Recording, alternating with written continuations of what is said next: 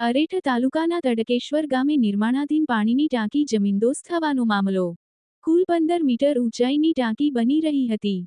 કુલ 21 કરોડ રૂપિયાના ખર્ચે ટાંકી અને સપમ્પ બનાવવામાં આવી રહ્યા હતા. પાણીની ટાંકી તૂટતા એક મહિલાને પણ સામાન્ય ઈજા થઈ હતી. કુલ 33 ગામો પૈકી 14 ગામોને આ ટાંકી થકી પાણી મળવાનું હતું. પાણીની ટાંકીના સ્ટ્રક્ચરમાંથી એમ જ પોપડા નીકળતા રિયાલિટી ચેકમાં નજરે આવ્યા. ગ્રામજનોનો ટાંકીના કામમાં ભ્રષ્ટાચાર થયાનો ગંભીર આક્ષેપ.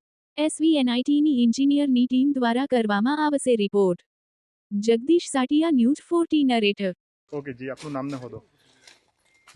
જય સોમાભાઈ ચૌધરી, ડેપ્યુટી એન્જિનિયર પાણી પુરવઠા સુરત. જયભાઈ, શું ઘટના બની?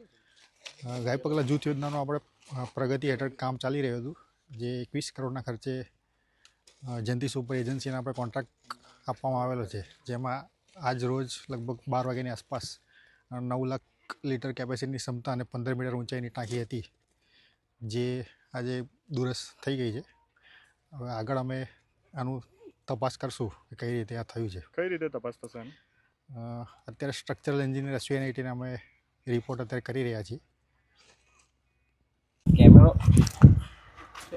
આપનું નામ? મારું નામ અબુબકર છે અને હું તડકેશ્વર ગામનો રહેવાસી છું.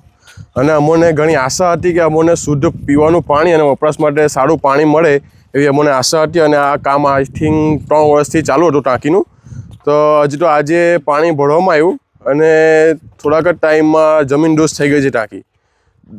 મોટી ઘટના થતાં બચી ગઈ છે આજે.